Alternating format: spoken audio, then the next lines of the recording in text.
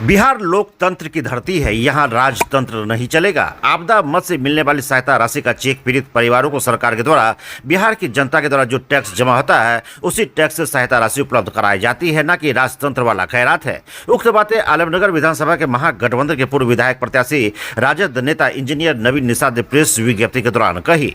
प्रखंड के DAV school परिसर में आयोजित प्रेस विज्ञप्ति के दौरान राजद नेता इंजीनियर नवीन निषाद आलमनगर विधानसभा के विधायक नरेंद्र नारायण यादव के धर्मपत्नी के द्वारा चौसा प्रखंड के मोरसंडा पंचायत स्थित श्रीपुर टोला में आग से जले हुए घर के पीड़ित परिवारों को चेक देने वाले फोटो को लहराते हुए बताया कि आलमनगर विधानसभा में आपदा के समय भी राजनीतिक फायदा उठाया जाता है। बाढ़ की वजह से उत्पन्न आपदा हो या आग लगने से उत्पन्न आपदा, पीड़ित परिवार को तुरंत सरकार की तरफ से सहायता मुहैया करानी चाहिए। आपदा के समय अगर सहायता नहीं मिलती है तो विलंब से मिलने वाली सहायता उतना लाभदायक नहीं रह जाता। परंतु आलमनगर विधानसभा में आपदा में भी राजनीतिक लाभ लेने से यहाँ के वर्षों से आलमनगर विधानसभा में राज करने वाले माननीय विधायक श्री अगर आलमनगर विधानसभा में मौजूद नहीं रहते तो उनके आने की प्रतीक्षा के उपरांत ही पीड़ित परिवार को सहायता राशि दी जाती है। आजकल ऐसा देखा जा रहा है कि अगर माननीय नहीं रहते हैं, उनके प्रतिनिधित्व के रूप में उनकी धर्मपत्नी, उनके पुत्र, परिवार के सदस्य के द्वारा ही सहायता राशि का चेक वितरण किया जा रहा है, जो लोकतंत्र के लिए कलंक साबित हो रहा है। लोकतंत्र में जनता मालिक होता है, परंतु इतने दिनों से विधानसभा में जीत हासिल करने के बाद माननीय भूल गए हैं कि उन्हें जनता से चुना है, न कि वह राजतंत्र के राजा हैं। आग से घर जलने के तुरंत बाद आपदा मद से मिलने वाली सहायता राशि दी जाती है, परंतु आलमनगर विधानसभा सभा क्षेत्र में अगर माननीय नहीं है तो उनके आने का इंतजार किया जाता है। इससे भी 3-4 दिन अगर क्षेत्र में नहीं रहेंगे तो उनके धर्मपत्नी या पुत्र के द्वारा ही चेक का वितरण किया जाता है। लोकतंत्र में जनता मालिक होता है, परंतु यहाँ के माननीय अपने आप को जनता से भी ऊपर खुद को भगवान मानते हैं, जो लोकतंत्र की हत्या है। वही आलमनगर विधानसभा क्षेत्र में अंचल कार्यालय में दाखिल खारिज के नाम पर लूट मची हुई है और माननीय के आंख में पट्टी लगा हुआ है। आज आलमनगर विधानसभा में भ्रष्टाचार चरम सीमा पर है। आम जनता त्राहिमाम हो रहा है। लोगों को काम ऑफिस में बिना चढ़ावा का नहीं हो रहा है। हमें आलमनगर विधानसभा को भ्रष्टाचार मुक्त बनाने के लिए जो भी कदम उठाना पड़ेगा वह उठाने के लिए तैयार है। सड़क से लेकर सदन तक हम इसकी लड़ाई लड़ेंगे। आलमनगर विधानसभा में माननीय विधायक जी के संरक्षण प्राप्त पदाधिकारी द्वारा भ्रष्टाचार को बढ़ावा दिया जा रहा है। सबसे पहले तो आप सभी सम्मानित पत्रकार साथियों को हार्दिक आभार है कि आपने बहुत शॉर्ट टाइम में आपने यहाँ तक पहुँचने का काम किया। ये भारत देश की लोकतंत्र की खूबसूरती है और देश के चौथे स्तंभ के रूप में आपने अग्रणी भूमिका निभाने के लिए आए। आप सभी पत्रकार साथियों को हार्दिक आभार व्यक्त करते हैं। आज का जो मुख्य जो प्रेस का जो विषय है कि आलमनगर विधानसभा क्षेत्र अंतर्गत अंचल अधिकारी के द्वारा अंचल में मतलब व्यापक पैमाने पर भ्रष्टाचार फैला हुआ है। अर्थात कहें कि किसी भी काम के लिए बिना चढ़ावा के कोई काम नहीं होता है और हमें संभवतः या अगर अच्छे तरीके से किया जाएगा तो बिहार में सबसे अधिक भ्रष्टाचार जो चरम पर है आलमनगर विधानसभा क्षेत्र के आलमनगर प्रखंड है, चौसा प्रखंड है, पुरेली है, उदा किशुनगंज है। आए दिन हम जब क्षेत्र में जाते हैं तो लोगों का कहना है कि मतलब कि क्या मांग देगा कहना मुश्किल है। 1 लाख रुपया मांग देगा कि 2 लाख रुपया मांग देगा। और ये आज जो विशेष ये भ्रष्टाचार तो बहुत दिनों से मैंने मुद्दा उठाया, लेकिन आज विशेष प्रेस कॉन्फ्रेंस का जो भ्रष्टाचार का जड़ आखिर किया है, इस तस्वीर को आप देख लीजिए। भ्रष्टाचार ये रिश्ता क्या कहलाता है, आप देखिए। ये तस्वीर किनकी है?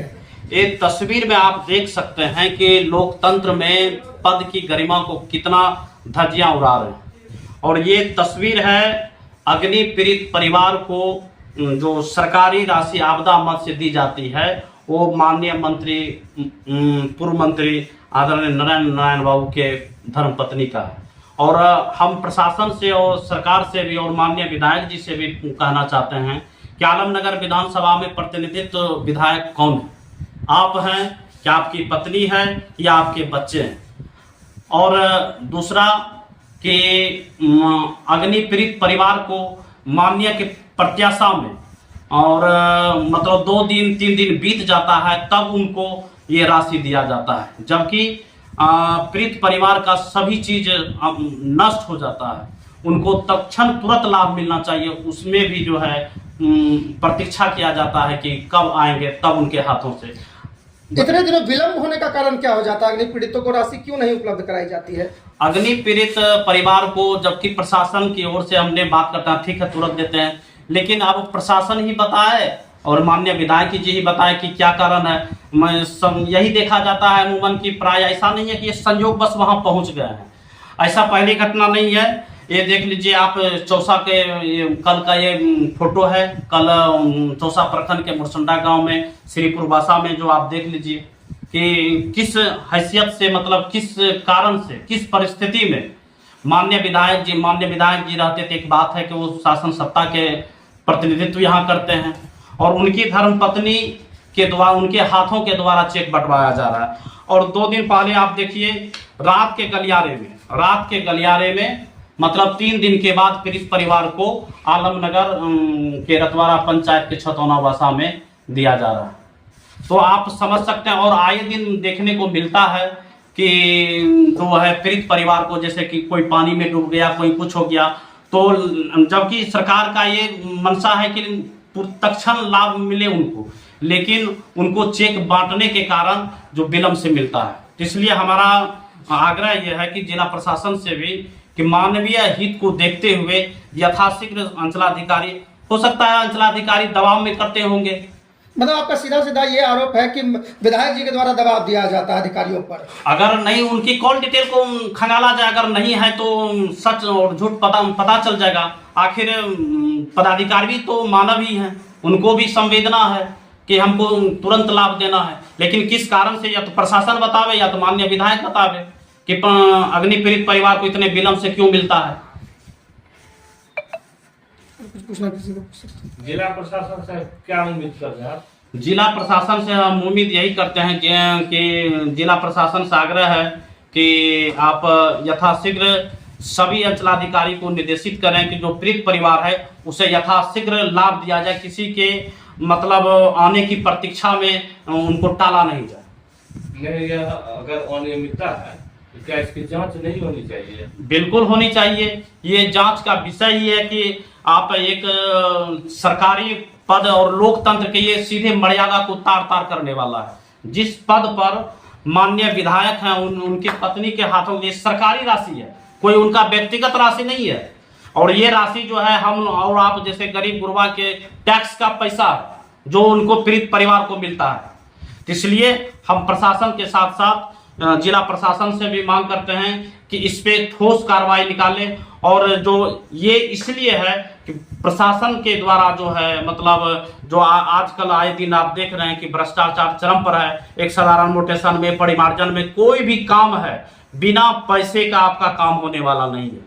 इसलिए हम आलमनगर विधानसभा की इस मुद्दे को अब सबसे पहले तो हम आज प्रेस कॉन्फ्रेंस के माध्यम से आपको बताएं और जिला प्रशासन से मांग करते हैं। और इसके बाद अगर जिला प्रशासन ठोस कार्रवाई नहीं करते हैं इसके लिए हम आदरणीय नेता प्रतिपक्ष आदरणीय तेजस्वी यादव जी को इस मामले को देंगे और विधानसभा में क्वेश्चन कराएंगे कि माननीय पूर्व मंत्री के धर्मपत्नी के द्वारा किस परिस्थिति में क्यों सरकारी राशि का चेक बांटा गया, क्या कारण है, क्या लोकतंत्र में, संविधान में यह अधिकार उनको देता है कि कोई भी सरकारी राशि को एक परिवार से एक कोई न्योता का भोज नहीं है जो कि आप भोज खाने के लिए आप अपनी उपस्थिति नहीं है परिवार में किसी सदस्य को भेज सकते हैं। ये सरकारी राशि का बंटवारा और पीड़ित परिवार के लिए है। इसलिए उसमें हम आग्रह करेंगे कि मानवीय हित को देखते हुए, मानवीय संवेदना को समझते हुए इसको यथाशीघ्र इसमें काम करें। नहीं तो भ्रष्टाचार के खिलाफ हम जिला प्रशासन से मांग करके और चरणबद्ध आंदोलन करेंगे, प्रखंड से लेके अनुमंडल से लेके 70 वर्षों से विश्वसनीय प्रतिष्ठान बंसीधर इलेक्ट्रिकल। एक बार सेवा का मौका अवश्य थे। Bansidhar electrical, law college road, Subhash chowk, Indian bank के पीछे। ठंड के मौसम में सुसुम पानी यानी गुनगुना पानी का सेवन करें ताकि आपकी दांत की परेशानी कम हो जाए। और जैसा कि हम पहले भी बोल चुके हैं कि 2 बार ब्रश अवश्य करें रात में खाना खाने के बाद। और कोसी एजुकेशन सेंटर मधेपुरा एकमात्र प्रशिक्षण केंद्र। हमारे यहाँ नर्सिंग, फार्मेसी, पैरामेडिकल के लिए आज ही नामांकन करवाएं और अपने बच्चों का सुनहरा भविष्य बनाएं। हमारा पता नियर मधेपुरा कॉलेज मधेपुरा। गिन्नी ज्वेलर्स विश्वसनीयता का एकमात्र प्रतिष्ठान, सिर्फ नाम ही काफी है। ग्राहकों के विश्वास पर खरा लगातार 24 वर्षों से सेवा। आपके बच्चे भरेंगे शैक्षणिक उड़ान, जब उनका होगा आवासीय डव जूनियर स्कूल में नामांकन। मुरलीगंज के झील चौक स्थित बिहार सरकार से मान्यता प्राप्त आवासीय डव जूनियर स्कूल में कुशल अनुभवी शिक्षकों के द्वारा सीबीएसई पैटर्न पर आधारित कक्षा नर्सरी से अष्टम वर्ग तक की पढ़ाई कराई जाती है। यहाँ एयर कंडीशन छात्रावास, शुद्ध पेयजल मेन्यू अनुसार पौष्टिक भोजन के साथ 24 घंटे सीसीटीवी की निगरानी में आपके बच्चों के भविष्य को संवारा जाता है। सीमित सीटों के लिए नामांकन प्रारंभ है। आज ही संपर्क करें 9931287318 या 7903934866 या 8969725252।